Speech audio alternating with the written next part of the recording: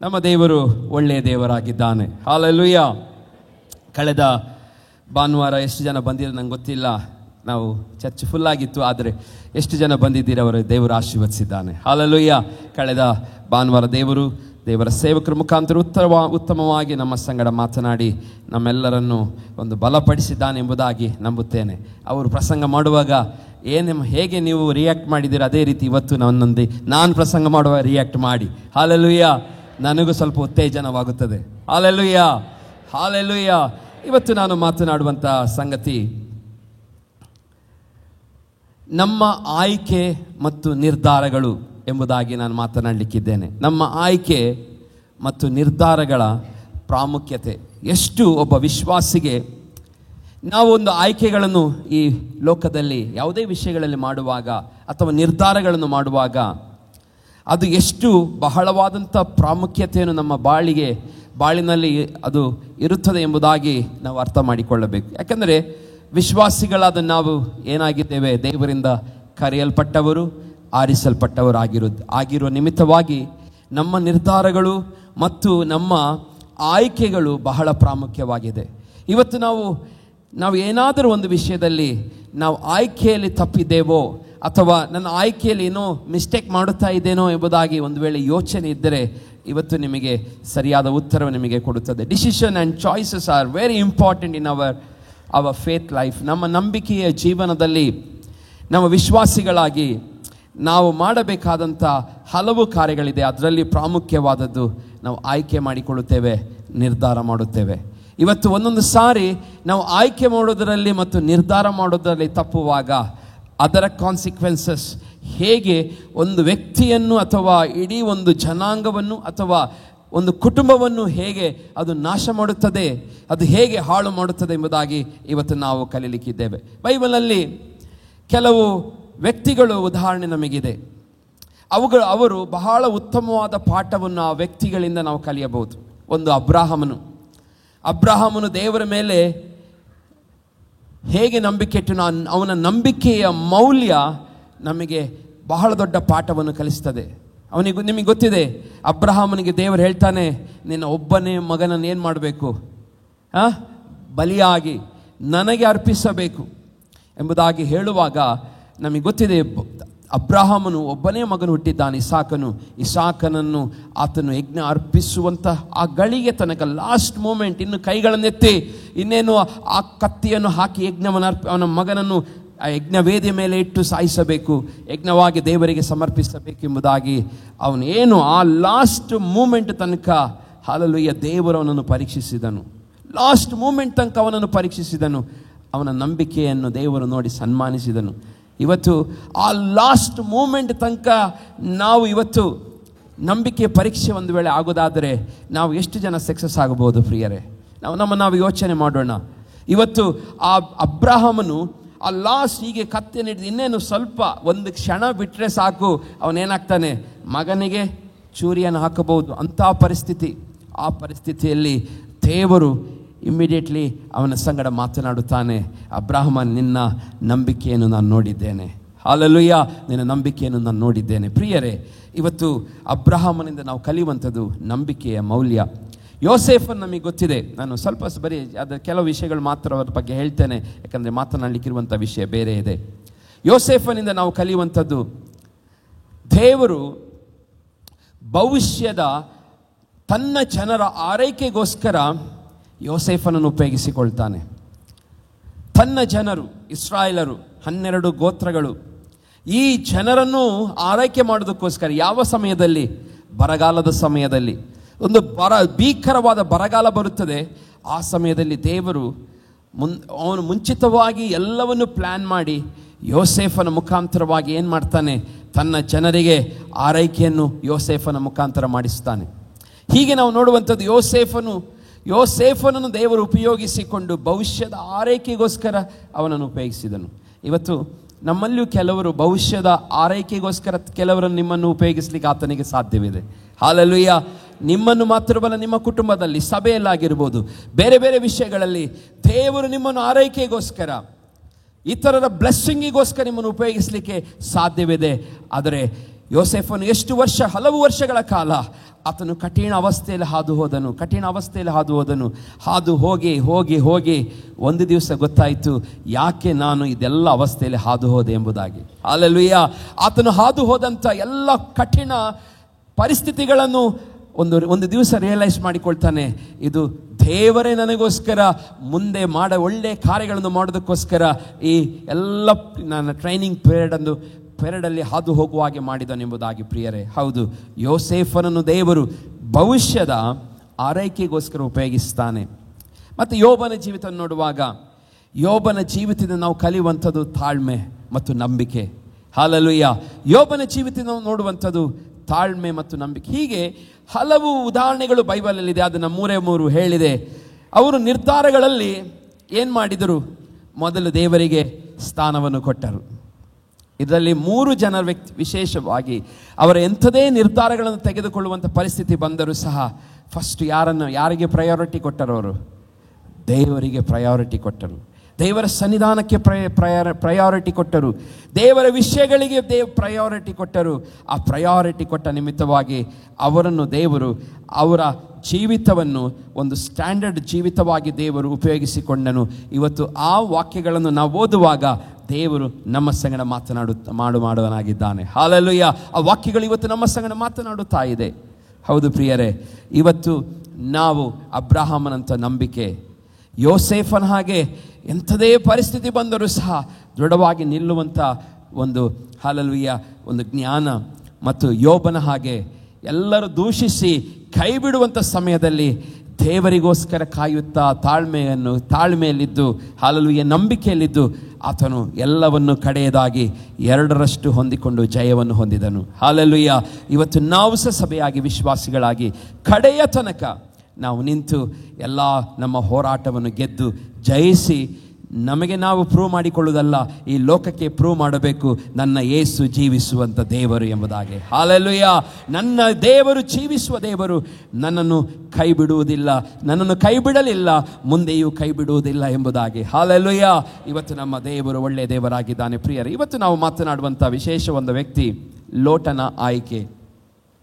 ನಮಗೆ ಗೊತ್ತಿದೆ, ಲೋಟನು ಅಬ್ರಹಾಮನ ಹೆಂಡತಿಯಾದ ಸಾರಳ ತಮ್ಮ ಅಥವಾ ಸೋದರ ಅಳಿಯ ಎಂಬುದಾಗಿ ನಾವು ಹೇಳಬಹುದು.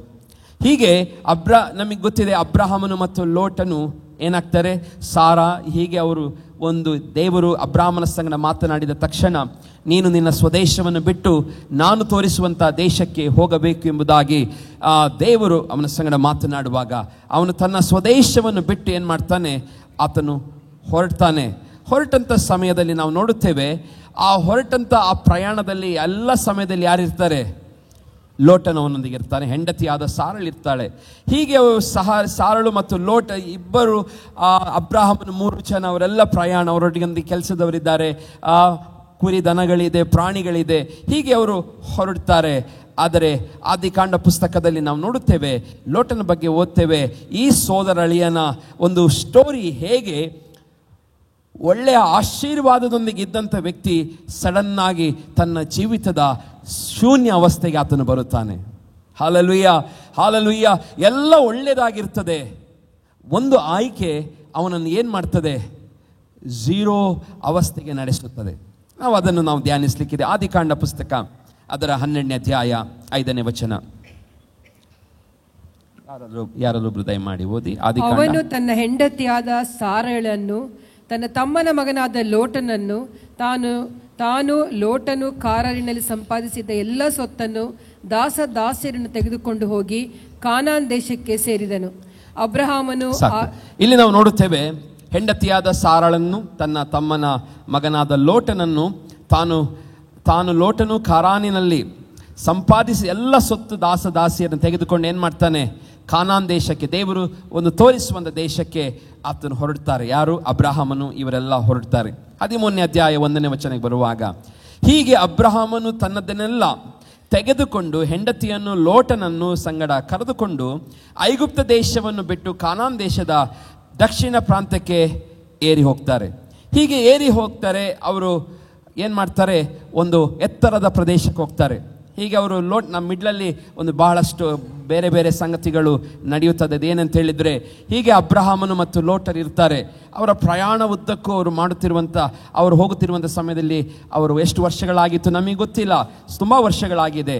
ಹೀಗೆ ಬಹಳ ವರ್ಷಗಳು. ನಾವು ಇನ್ನೊಂದು ವಿಶೇಷವಾದ ಸಂಗತಿ ಹೇಳಿದರೆ, ನೋಹನ ಸಂಗಡ ದೇವರು ಮಾತನಾಡ್ತಾನಲ್ಲ, ನಾ ಲೋಕವನ್ನು ನಾಶ ಮಾಡುತ್ತೇನೆ ಎಂಬುದಾಗಿ.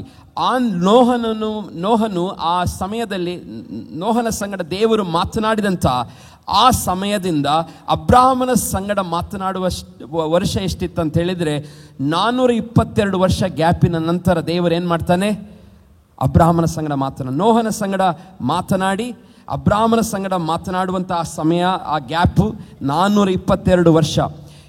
ಅವರಿಬ್ಬರ ನಡುವೆ ಎಷ್ಟೋ ವರ್ಷಗಳ ಕಾಲ ದೇವರು ಮಾತನಾಡುವಂಥ ಗ್ಯಾಪನ್ನು ನಾವು ನೋಡುತ್ತೇವೆ. 422 ಇಯರ್ಸ್, 422 ವರ್ಷ ಗ್ಯಾಪ್ ಇರ್ತದೆ ನೋಹನ ಸಂಗಡ ಮಾತನಾಡಿದ ನಂತರದ ಚರಿತ್ರೆಯಲ್ಲಿ ನಾವು ನೋಡುತ್ತೇವೆ. ಪ್ರಿಯ ದೇವಜನ, ಹೀಗೆ 422 ವರ್ಷಗಳ ನಂತರ ಯಾರ ಸ್ವರ ಕೇಳ್ತಾನೆ? ಅಬ್ರಹಾಮನ್ ಕೇಳ್ತಾನೆ, ದೇವರ ಸ್ವರವನ್ನು ಕೇಳ್ತಾನೆ. ಹೀಗೆ ಅವರು ದೇವರ ಸ್ವರವನ್ನು ಕೇಳಿದ ತಕ್ಷಣ ಹೊರಟು ಅವರಿಬ್ಬರು ಪ್ರಯಾಣ ಮಾಡುತ್ತಿರುವಂಥ ಸಮಯದಲ್ಲಿ ಅಬ್ರಹಾಮನನ್ನು ಈ ಲೋಟನು ಬಹಳ ಪ್ರೀತಿಸ್ತಾ ಇದ್ದಂಥ ಈ ಲೋಟನು ಇವರಿಬ್ಬರ ನಡುವೆ ಬಹಳ ಶ್ರೀಮಂತಿಕೆ ಜಾಸ್ತಿ ಆಗ್ತದೆ. ಬೈಬಲ್ ಹೇಳ್ತದೆ, ಅವರು ಪ್ರಯಾಣ ಮಾಡುತ್ತಿರುವಂಥ ಸಮಯದಲ್ಲಿ ಅವರು ಒಂದು ಕಡೆ ಡೇರೆ ಹಾಕ್ಕೊಂಡಿರ್ತಾರೆ. ಅಲ್ಲಿ ಅವರ ದನ ಕುರಿಗಳು, ಹೀಗೆ ಅವರ ಪ್ರಯಾಣ ಹಾಗೆ ಮುಂದುವರಿತಾ ಹೋಗ್ತದೆ. ಅಲೆಮಾರಿಗಳ ಥರ ಅವರು ಒಂದು ಪ್ರದೇಶ ಇನ್ನೊಂದು ಪ್ರದೇಶಕ್ಕೆ ಹೋಗ್ತಾ ಇರ್ತಾರೆ, ದೇವರು ತೋರಿಸುವಂಥ ಸ್ಥಳಕ್ಕೆ ಮುಟ್ಟುವ ತನಕ. ಹೀಗೆ ಅವರೇನು ಮಾಡ್ತಿದ್ದಾರೆ, ಆ ಮಧ್ಯ ದಾರಿಯಲ್ಲಿ ಅವರಿಗಿದ್ದಂಥ ಕುರಿ, ದನಗಳು, ಪ್ರಾಣಿಗಳು, ಅವರ ಆಸ್ತಿಯನ್ನೆಲ್ಲ ಆ ಸಮಯದಲ್ಲಿ ಆ ರೀತಿಯಾಗಿ ಅಳತೆ ಮಾಡುತ್ತಾ ಇದ್ದರು. ಹೀಗೆ ಅವರ ಆಸ್ತಿ ಪಾಸ್ತಿಗಳೆಲ್ಲ ಹೆಚ್ಚಾಗುತ್ತದೆ, ಬಹಳ ಐಶ್ವರ್ಯವಂತರಾಗುತ್ತಾರೆ. ಹೀಗೆ ಇವನು ಪ್ರೀತಿಯಲ್ಲಿ ಒಳ್ಳೆ ಪ್ರೀತಿ ಮಾಡುತ್ತಾ ಇದ್ದ. ಆದರೆ ಇವರಿಬ್ಬರ ಕೆಲಸಗಾರರು ಬಹಳ ಇರೋದ್ರಿಂದ ಅವರ ಕೆಲಸದವರು, ಅಬ್ರಹಾಮನ ಕೆಲಸದವರು, ಲೋಟನ ಕೆಲಸಗಾರರ ನಡುವೆ ಏನಾಗ್ತಾ ಇತ್ತು, ಯಾವಾಗಲೂ ಗಲಾಟೆ, ಗಲಿಬಿಲಿ ಉಂಟಾಗುತ್ತಿತ್ತು. ಹೀಗೆ ಗಲಿಬಿಲಿ ಉಂಟಾಗುತ್ತಿರುವಂಥ ಸಮಯದಲ್ಲಿ ಅಬ್ರಹಾಮನ ಒಂದು ಪ್ಲ್ಯಾನ್ ಮಾಡ್ತಾನೆ. ಅಬ್ರಹಾಮನ್ ಹೇಳ್ತಾನೆ, ನೋಡಪ್ಪ, ನಮ್ಮಿಬ್ಬರ ಕೆಲಸದವರ ಮಧ್ಯದಲ್ಲಿ ಏನಾಗ್ತಾ ಇದೆ, ಗಲಾಟೆಗಳು ನಡೆಯುತ್ತಾ ಇದೆ. ನಾವು ಒಬ್ಬರಿಗೊಬ್ಬರು ನಾವು ಅನ್ಯೋನ್ಯತೆಯಾಗಿದ್ದೇವೆ, ಆದರೆ ಅವರುಗಳು ಏನು ಮಾಡ್ತಾ ಇದ್ದಾರೆ, ಗಲಾಟೆ ಮಾಡ್ತಿದ್ದಾರೆ. ಹಾಗಾಗಿ ನೀನು ಯಾವ ದಿಕ್ಕಿಗೆ ಹೋಗುತ್ತೀಯ ಅದರ ವಿರೋಧ ದಿಕ್ಕಿಗೆ ನಾನು ಹೋಗ್ತೇನೆ. ಹಾಗೆ ಇವರು ಏನು ಮಾಡ್ತಾರೆ, ದಕ್ಷಿಣ ಪ್ರಾಂತ್ಯದ ಒಂದು ಬೆಟ್ಟದ ಸ್ಥಳಕ್ಕೆ ಏನು ಮಾಡ್ತಾರೆ, ಇವರು ಬಂದು ನಿಲ್ತಾರೆ. ಅವಾಗ ಲೋಟನಿಗೆ ಅಬ್ರಹಾಮನ್ ಹೇಳ್ತಾನೆ, ನೋಡು, ನೀನು ಈ ಬಲಬದಿಯನ್ನು ಆರಿಸಿಕೊಂಡ್ರೆ ನಾನು ಎಡಬದಿಗೆ ಹೋಗುತ್ತೇನೆ, ನೀನು ಪೂರ್ವವನ್ನು ಆರಿಸಿಕೊಂಡ್ರೆ ನಮ್ಮ ಪಶ್ಚಿಮಕ್ಕೆ ಹೋಗ್ತೇನೆ. ಹೀಗೆ ನೀನು ಯಾವ ದಿಕ್ಕಿಗೆ ಆರಿಸಿಕೊಳ್ಳುತ್ತೀಯೋ ನಾನು ಅದರ ಅಪೋಸಿಟ್ ಡೈರೆಕ್ಷನಿಗೆ ಹೋಗುತ್ತೇನೆ ಎಂಬುದಾಗಿ ಅಬ್ರಹಾಮನು ಲೋಟನಿಗೆ ಹೇಳ್ತಾನೆ. ಹೇಗೆ ಅವರಿಬ್ಬರು ಬೇರ್ಪಡುತ್ತಾರೆ. ಆ ಸಮಯದಲ್ಲಿ ಲೋಟನ ವಿಷಯದಲ್ಲಿ ನಾವು ನೋಡುತ್ತೇವೆ, ಲೋಟನು ಆ ಸಮಯದಲ್ಲಿ ಹಸಿರಾಗಿ ಒಂದು ಬೆಟ್ಟದಿಂದ ಒಂದು ಪ್ರದೇಶ ಕಾಣ್ತದೆ. ಆ ಪ್ರದೇಶ ಏನಾಗಿರ್ತದೆ, ಸೋದೋಮ್ ಮತ್ತು ಗೋಮೋರ. ದೂರದಿಂದ ನೋಡ್ತಾನೆ, ಬಹಳ ಹಸಿರಾಗಿ ಸುಂದರವಾಗಿರ್ತದೆ. ಆ ಪ್ರದೇಶವನ್ನು ಆರಿಸಿಕೊಂಡು ಅಬ್ರಹಾಮನಿಗೆ ಹೇಳ್ತಾನೆ, ನಾನು ಅಲ್ಲೂ ಆ ಸ್ಥಳವನ್ನು ಆರಿಸಿಕೊಂಡಿದ್ದೇನೆ, ಇದು ಬಹಳ ಸುಂದರವಾಗಿದೆ, ನಾನು ಅಲ್ಲಿಗೆ ಹೋಗ್ತೇನೆ ಎಂಬುದಾಗಿ ಅವನು ತನ್ನ ಏನೆಲ್ಲ ಸ್ವತ್ತುಗಳು, ಆಸ್ತಿ, ಅವನ ಹೆಂಡತಿ, ಮಕ್ಕಳೊಂದಿಗೆ ಆತನು ಲೋಟನ್ ಏನು ಮಾಡ್ತಾನೆ, ಆ ಸ್ಥಳಕ್ಕೆ ಹೋಗ್ತಾನೆ. ಹಸಿರಾಗಿ ಕಾಣುತ್ತಿರುವಂಥ ಸೋದೋಮ್ ಗೋಮರ. ಹೀಗೆ ಅಬ್ರಹಾಮನ್ ಹೇಳ್ತಾನೆ, ಅವನ ಹೋದಂಥ ಸ್ಥಳದ ಅಪೋಸಿಟ್ ಡೈರೆಕ್ಷನಲ್ಲಿ ಅವನು ಹೋಗ್ತಾನೆ. ಅಬ್ರಹಾಮನು ಕಾನಾನ್ ದೇಶವನ್ನು ತಲುಪ್ತಾನೆ, ಇವನು ಸೋದೋಮ್ ಗೋಮರವನ್ನು ತಲುಪ್ತಾನೆ. ಪ್ರಿಯ ದೇವಜನರೇ, ನಾನು ಹೇಳುವಂಥ ವಿಷಯ, ಇಲ್ಲಿ ಸಂತೋಷವಾಗಿದ್ದಂಥ ಈ ಇಬ್ಬರ ನಡುವೆ ಹಾಲೆಲೂಯಾ ಶ್ರೀಮಂತಿಕೆ. ಯಾವಾಗ ಒಬ್ಬ ವ್ಯಕ್ತಿ ಅಭಿಷೇಕ ವಾಗ್ದಾನವನ್ನು ಹೊಂದಿದಂಥ ಒಬ್ಬ ವ್ಯಕ್ತಿಯೊಂದಿಗೆ ಇರ್ತಾನೆ, ಅವನೇನಾಗ್ತಾನೆ, ಆಶೀರ್ವದಿಸಲ್ಪಡುತ್ತಾನೆ. ಇಲ್ಲಿ ಲೋಟನಿಗೆ ಯಾವ ವಾಗ್ದಾನವಿಲ್ಲ, ಲೋಟನಿಗೇನಿಲ್ಲ, ಯಾವ ವಾಗ್ದಾನವಿಲ್ಲ. ಲೋಟನು ಬರೀ ಏನಾಗಿದ್ದಾನೆ, ಸಾರಳ ತಮ್ಮನಾಗಿದ್ದಾನೆ, ಅವನಿಗೆ ಯಾವ ವಾಗ್ದಾನವಿಲ್ಲ. ಆದರೆ ದೇವರು ವಾಗ್ದಾನ ಯಾರಿಗೆ ಕೊಟ್ಟಿದ್ದಾನೆ, ಅಬ್ರಹಾಮನಿಗೆ ದೇವರು ವಾಗ್ದಾನ ಕೊಟ್ಟಿದ್ದಾನೆ. ಲೋಟನು ಅಬ್ರಹಾಮನೊಂದಿಗೆ ಇದ್ದಂಥ ಸಮಯದಲ್ಲಿ ಅವನು ಏನಾಗಿದ್ದ ಎಂಬ ಬೈಬಲ್ ಹೇಳ್ತದೆ, ಐಶ್ವರ್ಯವಂತನಾಗಿದ್ದನು. ಇವತ್ತು ವಿಶ್ವಾಸಿಗಳಾಗಿ ನಾವು ಆತ್ಮಿಕವಾಗಿ ನೋಡುವಾಗ ಯಾವಾಗಲೂ ನಾವು ನಮ್ಮೊಂದಿಗೆ ಇರುವಂಥವ್ರು ಹೇಗಿರಬೇಕು, ಅಭಿಷಕ್ತರೊಂದಿಗೆ ನಾವು ಅಥವಾ ದೇವ ಜನರೊಂದಿಗೆ, ದೇವ ಮಕ್ಕಳೊಂದಿಗೆ ಆ ಅನ್ಯೋನ್ಯತೆಯಲ್ಲಿ ನಾವಿರುವಾಗ ದೇವರು ನಮ್ಮನ್ನು ಆಶೀರ್ವದಿಸುತ್ತಾನೆ ಎಂಬುದಾಗಿ. ಹಲ್ಲೆಲೂಯಾ. ನೀವು ಯಾರೇ ಆಗಿರಲಿ, ಒಟ್ಟಾಗಿ ದೇವರನ್ನು ಪ್ರೀತಿಸುವಂಥ, ದೇವರ ಮಾರ್ಗಗಳನ್ನು ಕೈಕೊಂಡು ನಡೆಯುವಂಥ ಯಾರೇ ಅವರೊಂದಿಗೆ ಇರುವುದಾದರೆ ದೇವರು ಏನು ಮಾಡ್ತಾನೆ? ಆಶೀರ್ವದಿಸ್ತಾನೆ. ಅಬ್ರಹಾಮನಿಂದ ಅದೇ ಕಲಿಯುತ್ತೇವೆ. ಲೋಟನು ಅವನು ಬರುವಂಥ ಸಮಯದಲ್ಲಿ ಅವನಿಗೆ ಕೇವಲ ಸ್ವಲ್ಪವೇ ಇತ್ತು ಕುರಿದರಗಳು. ಆದರೆ ಯಾವಾಗ ಒಂದು ಅಭಿಷಕ್ತನೊಂದಿಗೆ ಪ್ರಯಾಣ ಮಾಡುತ್ತಾ ಬಂದನು, ಅವನ ಆಸ್ತಿಯು ಸಹ ಹಲ್ಲೆಲೂಯಾ ಏನಾಯಿತು? ಹೆಚ್ಚುತ್ತಾ ಬಂತು ಪ್ರಿಯರೇ. ಇವತ್ತು ಪ್ರಿಯ ದೇವಜನ, ನಾವು ಸಭೆಯಾಗಿ ನಾವು ಎಷ್ಟೋ ಲೋಕದ ಗೆಳೆಯರು, ನಮ್ಮ ಫ್ರೆಂಡ್ಸ್ಗಳಿರಬಹುದು, ಆದರೆ ನಾವು ಯಾವಾಗಲೂ ದೇವ ಜನರೊಂದಿಗೆ ಇರುವುದನ್ನು ನಾವು ಬಯಸುವವರಾಗಬೇಕು. ಹಲ್ಲೆಲೂಯಾ. ದೇವ ಜನರೊಂದಿಗೆ ನಾವು ಯಾವಾಗ ಇರುತ್ತೇವೋ ಆವಾಗ ಅವನ ಪ್ರಥಮ ಆಯ್ಕೆಯಲ್ಲಿ ಅವನೇನು ಮಾಡಿದ್ದ? ಸಕ್ಸಸ್ ಆಗಿದ್ದ. ಅವನ ಲೈಫಿನ ಆ ಫಸ್ಟ್ ಸ್ಟೇಜ್ ಏನಾಗಿತ್ತು? ಅವನ ಪ್ರಯಾರಿಟಿ ಏನಾಗಿತ್ತು? ದೇವರ ದಾಸನೊಂದಿಗೆ, ಅಂದರೆ ಅಬ್ರಹಾಮನೊಂದಿಗೆ ಅವನೇನು ಮಾಡ್ತಾ ಇದ್ದ? ಪ್ರಯಾಣವನ್ನು ಮಾಡುತ್ತಾ ಇದ್ದಾನೆ. ಅವನ ಲೈಫ್ ಏನಾಗಿತ್ತು? ಸುಖವಾಗಿತ್ತು, ಒಳ್ಳೆ ಎಲ್ಲ ಐಶ್ವರ್ಯವಿತ್ತು. ಆದರೆ ಯಾವಾಗ ಅಬ್ರಹಾಮನಿಂದ ದೂರ ಹೋಗುತ್ತಾನೋ ಅವನ ಜೀವಿತದ ಟ್ರ್ಯಾಜಡಿ ಪ್ರಾರಂಭವಾಗುತ್ತದೆ. ಹಲ್ಲೆಲೂಯಾ. ಅವನ ಜೀವಿತದ ಟ್ರ್ಯಾಜಡಿ ಪ್ರಾರಂಭವಾಗುತ್ತದೆ. ನಾವು ನೋಡುತ್ತೇವೆ, ಅಬ್ರಹಾಮನು ಪ್ರೀತಿಸಿ ಜೊತೆಗಿದ್ದು ಆ ವ್ಯಕ್ತಿ ಏನಾಗ್ತಾನೆ? ಆ ಲೋಟನು ಶ್ರೀಮಂತನಾಗುತ್ತಾ ಹೋಗ್ತಾನೆ. ಆ ವಚನಗಳನ್ನು ಆದಿಕಾಂಡ 13ನೇ ಅಧ್ಯಾಯ 2ನೇ ವಚನದಿಂದ ನೋಡ್ತೇವೆ. ಅಬ್ರಹಾಮನು ಬಹು ಶ್ರೀಮಂತನಾಗಿದ್ದನು. ಅವನಿಗೆ ಬಹು ಪಶುಗಳು, ಬೆಳ್ಳಿ, ಬಂಗಾರ ಇದ್ದವು. ಅವನು ದಕ್ಷಿಣ ದೇಶವನ್ನು ಬಿಟ್ಟು ಮುಂದೆ ಪ್ರಯಾಣ ಮಾಡುತ್ತಾ ಬೆತೇಲಿನವರೆಗೆ, ಅಂದರೆ ಬೆತೇಲಿಗೂ ಆಯಿ ಎಂಬ ಊರಿಗೂ ನಡುವೆ ತಾನು ಪೂರ್ವದಲ್ಲಿ ಗುಡಾರ ಹಾಕಿಸಿ ಯಜ್ಞವೇದಿಯನ್ನು ಕಟ್ಟಿಸಿದ ಕ್ಷೇತ್ರಕ್ಕೆ ತಿರುಗಿ ಬಂದು ಅಲ್ಲಿ ಯೆಹೋವನ ಹೆಸರನ್ನು ಹೇಳಿಕೊಂಡು ಆರಾಧಿಸಿದನು. ಅವನ ಜೊತೆಗಿದ್ದ ಲೋಟನಿಗೂ ಕುರಿದನಗಳು, ಗುಡಾರಗಳಿದ್ದವು. ಆ ಸ್ಥಳವು ಅವರಿಬ್ಬರ ಜೀವನಕ್ಕೆ ಸಾಲದೆ ಹೋಯಿತು. ಅವರಿಬ್ಬರ ಆಸ್ತಿ ಬಹಳವಾಗಿದ್ದರಿಂದ ಒಂದೇ ಸ್ಥಳದಲ್ಲಿ ವಾಸಿಸುವುದು ಅಸಾಧ್ಯವಾಯಿತು. ಇದರಿಂದ ಅಬ್ರಹಾಮನು ದನ ಕಾಯುವವರಿಗೂ ಲೋಟನ ದನ ಕಾಯುವವರಿಗೂ ಜಗಳ ಹುಟ್ಟಿತು. ಇದಲ್ಲದೆ ಕಾನಾನ್ಯರು, ಪೆರಿಜಿಯರು ಆ ಕಾಲದಲ್ಲಿ ದೇಶದೊಳಗೆ ಇದ್ದರು. ಇಲ್ಲಿ ವಾಕ್ಯದಲ್ಲಿ ಓದ್ತೇವೆ, ಅವರಿಬ್ಬರ ಏನಾಯಿತು? ಆಸ್ತಿ ಬಹಳವಾಯಿತು. ಇಬ್ಬರು ಒಟ್ಟಿಗೆ ಇದ್ದಾರೆ, ಅಭಿಷಕ್ತನೊಂದಿಗಿದ್ದಾರೆ, ದೇವರ ವಾಗ್ದಾನ ಹೊಂದಿದಂಥ ಒಬ್ಬ ವ್ಯಕ್ತಿಯೊಂದಿಗಿದ್ದಾನೆ. ಆ ಲೋಟನು ಆಶೀರ್ವದಿಸಲ್ಪಟ್ಟನು. ಅವರಿಬ್ಬರು ಬ್ಲೆಸ್ ಆಗಿದ್ದಾರೆ. ಆದರೆ ಹಲ್ಲೆಲೂಯಾ, ಅಲ್ಲಿ ಬ್ಲೆಸ್ ಆಗಿರುವಂಥ ಈ ನಡುವೆ ಕೆಲವೊಂದು ಕುತಂತ್ರ ಮಾಡುವಂಥ, ಅಂದರೆ ಇಲ್ಲಿ ಅವರ ದನ ಕಾಯುವಂಥ ಎರಡೂ ಕಡೆಯ ದನ ಕಾಯುವವರು ಏನು ಮಾಡ್ತಾರೆ? ಅವರ ಮಧ್ಯದಲ್ಲಿ ಏನು ಮಾಡ್ಕೊಳ್ತಾರೆ? ಗಲಾಟೆಗಳನ್ನು ಮಾಡಿಕೊಳ್ತಾರೆ. ಆ ಗಲಾಟೆ ಅವರಿಬ್ಬರನ್ನು ಏನು ಮಾಡ್ತದೆ? ಸಪ್ರೇಟ್ ಮಾಡುವ ಹಾಗೆ ಮಾಡುತ್ತದೆ. ಇವತ್ತು ಒಂದು ಸಭೆ, ನಾವು ಈ ಒಂದು ಪ್ರಯಾಣದಲ್ಲಿದ್ದೇವೆ. ಈ ಪ್ರಯಾಣವೆಂಬ ಸಭೆ ಅಥವಾ ನಿಮ್ಮ ಕುಟುಂಬವಾಗಿರಲಿ ಅಥವಾ ನಾವು ಯೂನಿವರ್ಸಲ್ ಚರ್ಚ್ ಆಗಿ ನಾವು ತೆಗೆದುಕೊಳ್ಳುವಾಗಲೂ ಸಹ ನಾವು ಹಲ್ಲೆಲೂಯಾ ಇಲ್ಲಿ ಒಂದು ಕಲಿಯುವಂಥದ್ದು ಏನಂತ ಹೇಳಿದರೆ, ನಮ್ಮ ಒಳಗೆ ಏನಿರಬಾರದು? ಮಿಸ್ಅಂಡರ್ಸ್ಟ್ಯಾಂಡಿಂಗ್ ಇರಬಾರದು. ಯಾವಾಗ ಮಿಸ್ಅಂಡರ್ಸ್ಟ್ಯಾಂಡಿಂಗ್ಗಳು ಬರುತ್ತದೋ ಏನಾಗ್ತದೆ? ಡಿವಿಷನ್ ಉಂಟಾಗುತ್ತದೆ, ಬೇರ್ಪಡುವಿಕೆ ಉಂಟಾಗುತ್ತದೆ. ಇವತ್ತು ನಾವು ದೇವ ಮಕ್ಕಳಾಗಿ ಇದನ್ನು ಬಹಳ ಜಾಗೃತೆಯಿಂದ ನಾವು ಕಲಿಯಬೇಕು. ಅಬ್ರಹಾಮನು ಮತ್ತು ಲೋಟನು ಈ ಇಬ್ಬರು ಬಹಳ ಜಾನುವಾರುಗಳನ್ನು, ಅಂದರೆ ಪ್ರಾಣಿ ದನ ಪಕ್ಷಿಗಳನ್ನು, ಚಿನ್ನ ಬೆಳ್ಳಿಗಳನ್ನು ಹೊಂದಿದ್ದರು. ಅವರಿಬ್ಬರು ಬಹಳ ಶ್ರೀಮಂತರಾಗಿದ್ದರು. ಇಬ್ಬರು ಒಟ್ಟಿಗೆ ಪ್ರಯಾಣ ಮಾಡುವಾಗ ಹಲ್ಲೆಲೂಯಾ ಅವರು ಸಮೃದ್ಧಿಯಾಗಿದ್ದರು. ಹಲ್ಲೆಲೂಯಾ. ನಾವು ಅರ್ಥ ಮಾಡಿಕೊಳ್ಳಬೇಕಾದ ಸಂಗತಿ ಏನೆಂದರೆ, ಅಬ್ರಹಾಮನು ವಾಗ್ದಾನ ಹೊಂದಿದ ವ್ಯಕ್ತಿ, ಲೋಟನು ಆ ವಾಗ್ದಾನದಲ್ಲಿ ಇರಲಿಲ್ಲ. ಆದರೆ ವಾಗ್ದಾನ ಹೊಂದಿದ ಒಂದು ವ್ಯಕ್ತಿಯೊಂದಿಗಿರುವಾಗ ಅವನು ಸಹ ಏನಾಗಿದ್ದನು? ಬ್ಲೆಸ್ ಆದನು. ಹಲ್ಲೆಲೂಯಾ. ವಾಗ್ದಾನವನ್ನು ನಂಬಿ ವ್ಯಕ್ತಿಯೊಂದಿಗೆ ಲೋಟನ ಒಡನಾಟ ಅವನನ್ನು ಶ್ರೀಮಂತನಾಗಿ ಮಾಡಿತು ಪ್ರಿಯರೇ. ಹೌದು, ಹಲ್ಲೆಲೂಯಾ.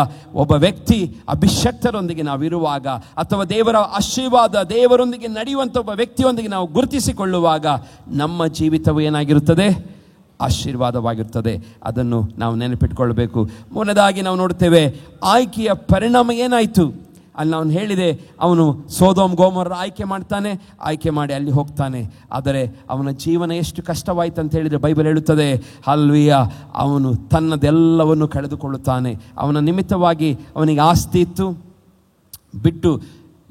ಅಬ್ರಹಾಮನ ಬಿಟ್ಟು ಸಪ್ರೇಟ್ ಆಗುವಾಗ ಅವನಿಗೆ ಹಣವಿತ್ತು, ಆಸ್ತಿ ಇತ್ತು, ಚಿನ್ನ ಬೆಳ್ಳಿ ಇತ್ತು, ಎಲ್ಲ ದನ ಪಶುಗಳು ಎಲ್ಲವೂ ವೃದ್ಧಿಯಾಗುತ್ತಾ ತುಂಬವಿತ್ತು.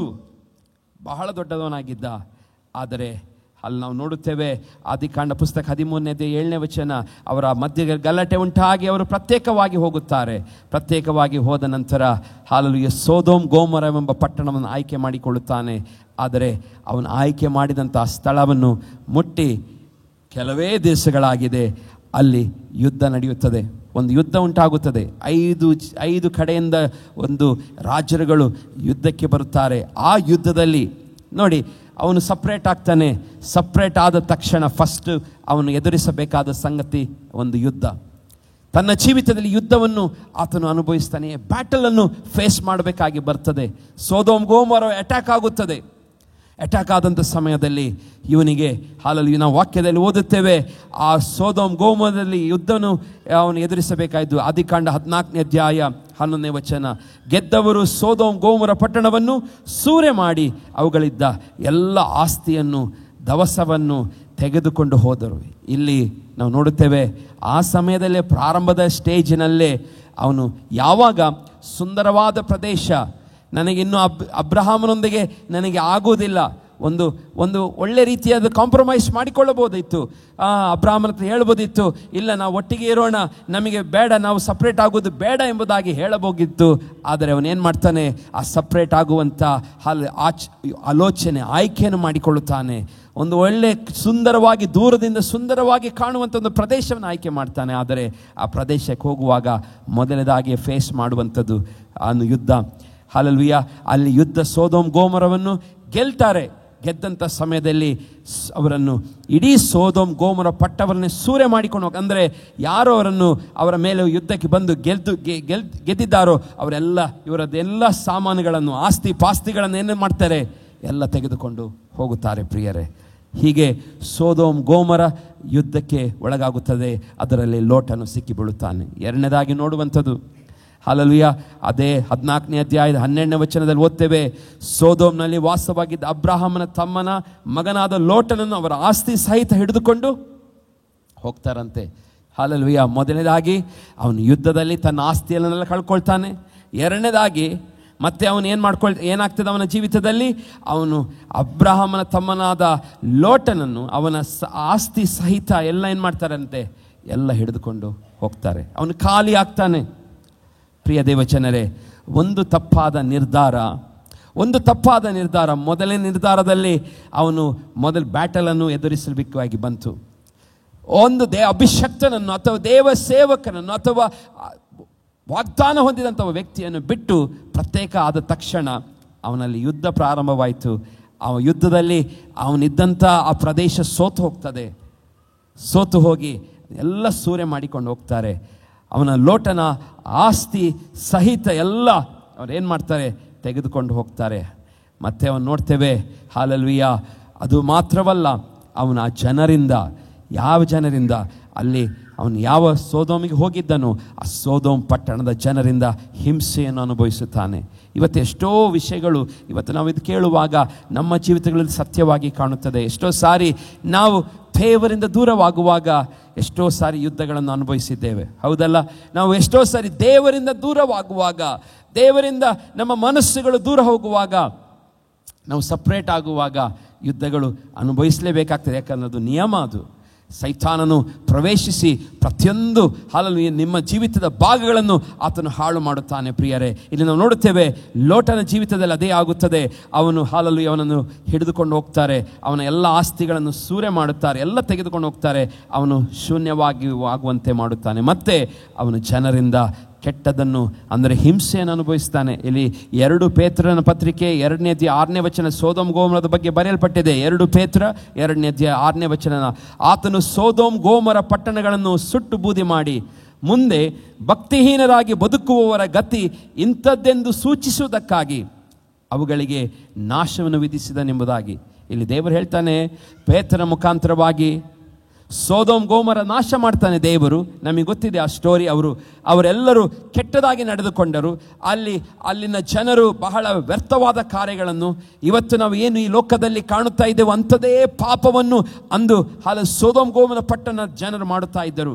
ಇಲ್ಲಿ ವಾಕ್ಯದಲ್ಲಿ ಓದುತ್ತೇವೆ, ಸೊದೋಮ್ ಗೊಮೋರ ಪಟ್ಟಣವನ್ನು ಸುಟ್ಟು ಬೂದಿ ಮಾಡಿ ಮುಂದೆ ಭಕ್ತಿಹೀನರಾಗಿ ಬದುಕುವವರ ಗತಿ ಇಂಥದೆಂದು ಸೂಚಿಸುವುದಕ್ಕಾಗಿ ಅವುಗಳಿಗೆ ನಾಶವನ್ನು ವಿಧಿಸಿದನೆಂಬುದಾಗಿ.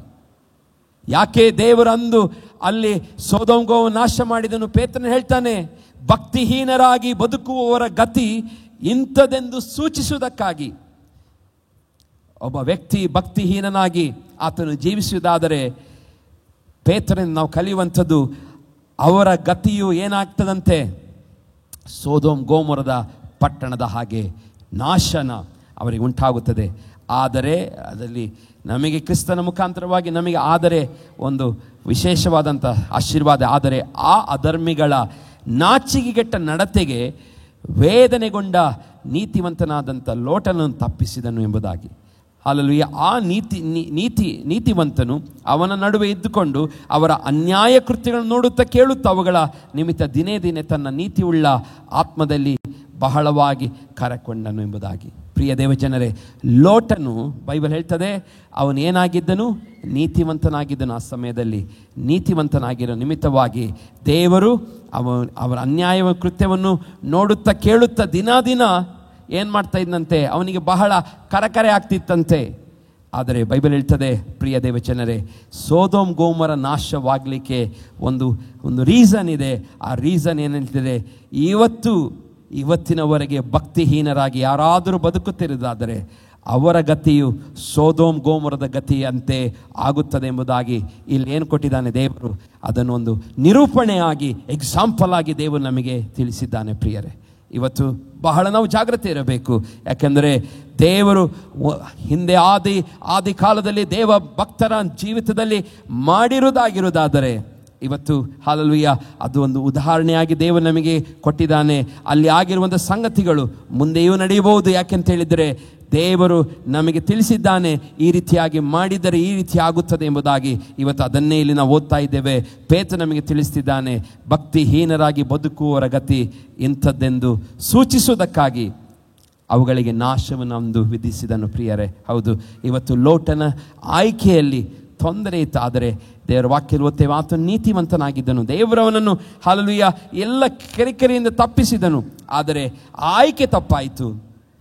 ನೀತಿವಂತನಾಗಿದ್ದಾನೆ, ಆದರೆ ಏನಾಯಿತು ಅವನ ಜೀವಿತದಲ್ಲಿ, ಆಯ್ಕೆ ಸೆಲೆಕ್ಷನ್ ತಪ್ಪಿತು.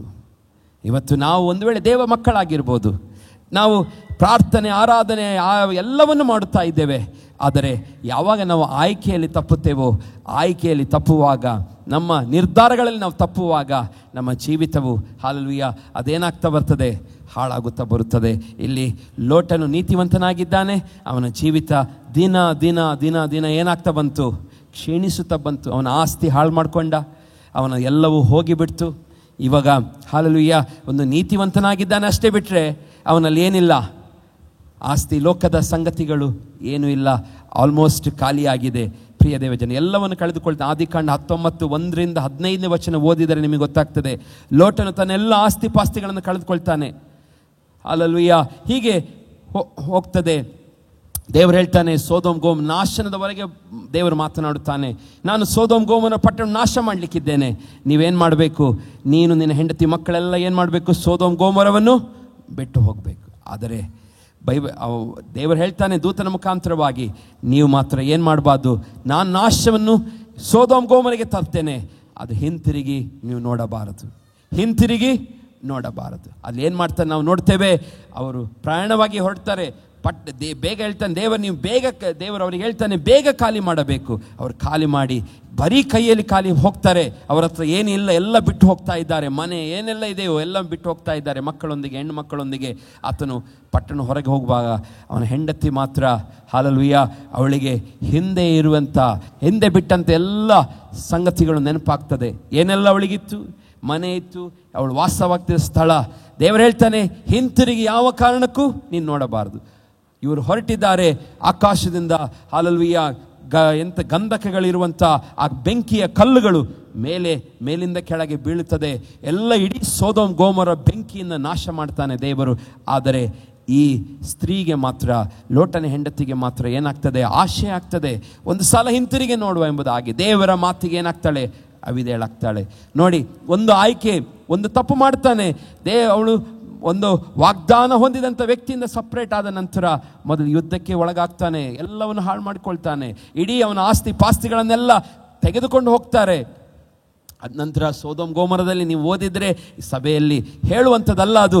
ಅಂದರೆ ಅಂಥ ಎಲ್ಲ ಕೆಟ್ಟ ಸಂಗತಿಗಳು ಆ ಸೊದೋಮ್ ಗೊಮೋರ ಪಟ್ಟಣದಲ್ಲಿ ನಡೆಯುತ್ತಾ ಇರ್ತದೆ. ಅದನ್ನೆಲ್ಲನ್ನು ತಪ್ಪಿಸೋದಕ್ಕೋಸ್ಕರ ದೇವರು ಇನ್ನೊಂದು ಮಾರ್ಗವನ್ನು ಮಾಡ್ತಾನೆ. ಆದರೂ ಸಹ ಅಲ್ಲಿ ಏನು ಮಾಡ್ತಾನೆ, ತನ್ನ ಹೆಂಡತಿಯನ್ನು ಕಳೆದುಕೊಳ್ಳುವಂಥ ಪರಿಸ್ಥಿತಿ ಬರುತ್ತದೆ. ತನ್ನ ಹೆಂಡತಿಯನ್ನು ಕಳೆದುಕೊಳ್ಳುತ್ತಾನೆ. ನೋಡಿ, ಒಂದು ಆಯ್ಕೆಯಲ್ಲಿ ಮಾಡಿದಂಥ ತಪ್ಪು, ಅವನು ಎಲ್ಲಿಗೆ ಈಗ ಬಂದಿದ್ದಾನೆ, ಅವನ ಹೆಂಡತಿಯೂ ಇಲ್ಲ. ದೇವರು ಹೇಳ್ತಾನೆ ಹಿಂದೆ ತಿರುಗಿ ನೋಡಬಾರ್ದು. ಹಿಂದೆ ತಿರುಗಿ ನೋಡ್ತಾಳೆ. ಬೈಬಲ್ ಹೇಳ್ತದೆ ಅವಳೇನಾಗ್ತಾಳೆ? ಉಪ್ಪಿನ ಕಂಬವಾಗ್ತಾಳೆ ಪ್ರಿಯರೇ. ಒಂದು ಮಿಸ್ಟೇಕ್ ಅವನ ಜೀವನವನ್ನೇ ಹಾಳು ಮಾಡುತ್ತಾ ಬಂತು. ಅವನ ಆಯ್ಕೆಯಲ್ಲಿ ಒಂದು ತಪ್ಪು ಮಾಡ್ತಾನೆ, ಅವನ ಜೀವನವೇ ಅಧೋಗತಿಗೆ ಬರ್ತದೆ. ಹೆಂಡತಿಯು ಸತ್ತೋಗೋದಂದ್ರೆ ಉಪ್ಪಿನ ಕಂಬವಾಗ್ತಾಳೆ. ಇವರು ಮುಂದೆ ಹೋಗ್ತಾರೆ. ಇವನ್ ಹೆಂಡತಿ ಏನಾಯ್ತು ಎಂಬುದಾಗಿಯೂ ನೋಡಲಿಲ್ಲ ಲೋಟನು ಮತ್ತು ಮಕ್ಕಳು. ಯಾಕೆಂದರೆ ನೋಡಿದ್ರೆ ಅವರು ಏನಾಗ್ತಾರೆ? ಅಂಥ ಪರಿಸ್ಥಿತಿ ಪ್ರಿಯರೇ. ಇವತ್ತು ನಾವು ವಿಶ್ವಾಸಿಗಳಾಗಿ ನಮ್ಮ ಆಯ್ಕೆಯನ್ನು ಬಹಳ ನಾವು ಜಾಗ್ರತೆಯನ್ನು ಮಾಡಬೇಕು. ಇವತ್ತು ಬಹಳ ಜಾಗ್ರತೆಯನ್ನು ಮಾಡಬೇಕೆಂಬುದಾಗಿ ಸೋದೋಮ್ ಗೋಮರದ ಒಂದು ನಿದರ್ಶನ ನಮಗಿವತ್ತು ಕಲಿಸುವಂಥದ್ದಾಗಿದೆ ಪ್ರಿಯರೇ. ಸೋದೋಮ್ ಗೋಮರ ಹಾಲು ಅಗ್ನಿ ಗಂಧಕಗಳನ್ನು ದೇವರು ಸುರಿಸಿ ಸಂಪೂರ್ಣವಾಗಿ ನಾಶ ಮಾಡುತ್ತಾನೆ. ತನ್ನ ಹೆಂಡತಿಯನ್ನು ಕಳೆದುಕೊಳ್ತಾನೆ. ಹೌದು, ಹೆಂಡತಿ ಸತ್ತೋಗ್ತಾಳೆ. ಮತ್ತೆ ಇನ್ನೂ ಕೆಲವು ಬೇರೆ ಟ್ರಾಜಿಡಿಗಳಾಗ್ತದೆ. ಆದ ನಂತರ ಅವನ ಜೀವಿತ ಬಹಳ ಕೆಟ್ಟದಾಗಿ ಹೋಗುತ್ತದೆ ಪ್ರಿಯರೇ. ಹೌದು, ಇವತ್ತು ನಾನು ಹೇಳುವಂಥ ಸಂಗತಿ, ಲೋಟನಿಂದ ಕಲಿಯುವಂಥದ್ದು ಒಂದು ಆಯ್ಕೆ. ಇಡೀ ಅವನ ಸಂತಾನವೇ ಏನಾಯಿತು? ಹಾಳಾಗಿ ವಿಕೋಪಕ್ಕೆ ಅದು ಗುರಿ ಆಯಿತು. ಹಾಲೆಲೂಯಾ, ಕೇಳ್ತಾ ಇದ್ದೀರಾ? ಹಾಲೆಲೂಯಾ. ನಿಮ್ಮ ಒಂದು ಆಯ್ಕೆ ನಿರ್ಧಾರ ತಪ್ಪಾಗಿರುವುದಾದರೆ, ದೇವರ ಚಿತ್ತಕ್ಕೆ ವಿರೋಧವಾಗಿ ಇರುವುದಾದರೆ ಅದೇನಾಗ್ತದೆ? ನಿಮ್ಮ ಬಾಳನ್ನು ಅದು ಹಾಳಿಗೆ ನಡೆಸುತ್ತದೆ, ಕೆಟ್ಟತನಕ್ಕೆ ನಡೆಸುತ್ತದೆ, ಅದು ಝೀರೋಗೆ ನಡೆಸುತ್ತದೆ. ಬಹಳ ಜಾಗ್ರತೆಯಿಂದಿರಬೇಕು. ಹಾಲೆಲೂಯಾ. ಅವನು ನೀತಿವಂತನೆಂಬುದಾಗಿ ಪೇತ್ರನು ಹೇಳ್ತಾನೆ. ಯಾರು? ಲೋಟನು ನೀತಿವಂತನು. ಇವತ್ತು ನಾವು ಸಹ ಏನಾಗಿದ್ದೇವೆ? ನೀತಿವಂತರಾಗಿದ್ದೇವೆ. ನಾವು ನೀತಿವಂತರಾಗಿದ್ದರೂ ಸಹ ನಮ್ಮ ಆಯ್ಕೆಯಲ್ಲಿ ಏನಿರಬೇಕು? ನಾವು ಬಹಳ ಜಾಗ್ರತೆಯಾಗಿರಬೇಕು.